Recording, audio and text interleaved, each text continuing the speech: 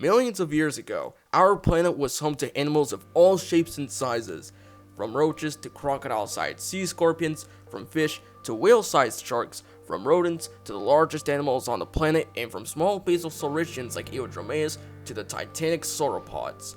However, not all animal families came with different features. Some may have shared slight similarities like size or weaponry, and there are those that look like a literal copy of another animal, kind of like a knockoff. And we all know knockoffs, copies of popular things including designs, products, movies, especially Kung Fu Panda for some reason. Everything has a knockoff, even paleontology. But this video isn't about the knockoffs of things in paleo media like Jurassic Park knockoffs. I'm talking about knockoffs in evolution, which I like to call evolutionary knockoffs. Now, what is an evolutionary knockoff? An evolutionary knockoff is an animal family that shares many features of another earlier animal or its family and looks like a copy or imitation of that group. The rules for an evolutionary knockoff is that it has to be a comparison with two different superfamilies or clades. So things like a comparison with titanosaurids and brachiosaurids do not count as an evolutionary knockoff case, given how they are both titanosauriforms. The other rule is that no evolutionary knockoff is to be seen as a bad knockoff. Granted, they are copies, but it doesn't mean they are always a bad one. They're still animals and unique in their own way. Without further ado, let's start with our first case, ichthyosaurs and mosasaurs.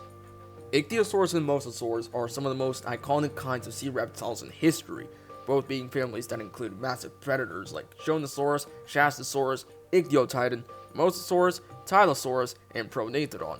Ichthyosaurus ruled the Triassic and partly the Jurassic seas, while Mosasaurus ruled the Cretaceous seas and rivers.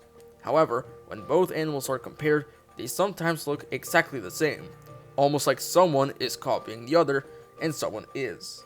At first, people may say that ichthyosaurs are the evolutionary knockoff in this case because mosasaurs are more well known or more recognizable or whatever, but popularity doesn't matter in these cases. Mosasaurs are easy to identify with their upside down shark-like tails, their monitor lizard-like heads, and their overall build, but these weren't the first bodies a marine reptile developed. Ichthyosaurs actually beat the mosasaurs to it millions of years ago, dating to the Middle Triassic, where these animals thrived, grew to immense sizes, and ruled the seas. Two of these ichthyosaurs who developed these bodies was the Latawarkon and Cymospondylus, and they developed every bit of the body from snout to upside down shark-like tail, and they hunted like mosasaurs as well. People would say the Latawarkon and Cymospondylus imitated mosasaurs, but given how these two animals came more than 100 million years ago before mosasaurs did, it would be the other way around, and the mosasaurs would be the ones imitating the Latawarkon and Cymospondylus, along with other ichthyosaurs. Therefore, the evolutionary knockoff in this case are the mosasaurs. Now onto our next case, Carcharodontosaurids and Tyrannosaurids. These two family groups include the largest land predators on the planet, who also ruled both hemispheres, with Tyrannosaurids ruling the northern hemisphere and the Carcharodontosaurids ruling the southern hemisphere. And I guess the northern hemisphere as well before the Tyrannosaurids have. Not only do they share hemisphere dominance in common, but also the way they've evolved. This case mainly goes to the Giganotosaurian and Tyrannosaurian tribes. These were the last tribes of both families, as well as the largest, with Giganotosaurini, including Giganotosaurus, Maposaurus, and Tyrannotitan, and Tyrannosaurini, including Tarbosaurus, Zoochangtyrannus, and Tyrannosaurus.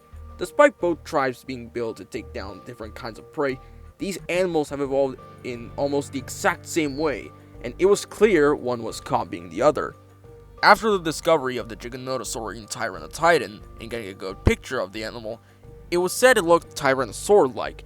It had a giant head, short arms, and a robust build like the big tyrannosaurs like Zoochangtyrannus, Tarbosaurus, and Tyrannosaurus, which was the animal Tyrannotitan was compared to, like every other large Carcharodontosaurid, obviously. However, every large Carcharodontosaurid, especially the Giganotosaurians, had large heads, robust builds, and short arms, like the three Tyrants, looking like they've copied the Tyrannosaurians. If we use time to find the real answer to this, we get a different answer from what people think. Carcharodontosaurids began to evolve during the late Jurassic, 154 million years ago, long before Tyrannosauridae came along, which evolved 81.9 million years ago during the Cretaceous. In fact, giganotosaurians like Tyrannotidon came along 113 million years ago during the Albanian stage of the early Cretaceous. Giganotosaurians were 31 million years ahead of the giant Tyrannosaurians, so Carcharodontosaurids and their giganotosaurian bodies remain original, and Tyrannosauridae stands as the evolutionary knockoff in this case. I can already hear the Tyrannosaur fanboys losing their minds to this. I don't mean any trouble, I'm just speaking the truth. Now to our final case in this video, Gorgonopsids and Machairodonts. Gorgonopsids and Machairodonts are very extraordinary predators. Both groups are found in many places around the globe, and are well known for their main weapons, their saber teeth. These are weapons perfect for sinking into the throats or bellies of their prey. Their saber teeth are the first thing people would think about what Gorgonopsids and Machairodonts share in common. But there's a little more that they share in common and seems too similar. At first, you may think it's only Smilodon being in this case with the Gorgonopsids, but the whole Machairodon family is included because of the same reason Smilodon is involved in the case: their teeth and bodies. Their teeth are an obvious part of this case, given how these are a huge part of why these animals are so iconic. The biggest examples is Inostrancevia and Smilodon, but if you check out other Gorgonopsids and Machairodons, you'll see different sizes in each, and were all designed for going after the throat or bellies of prey, so that's why both families are in this case.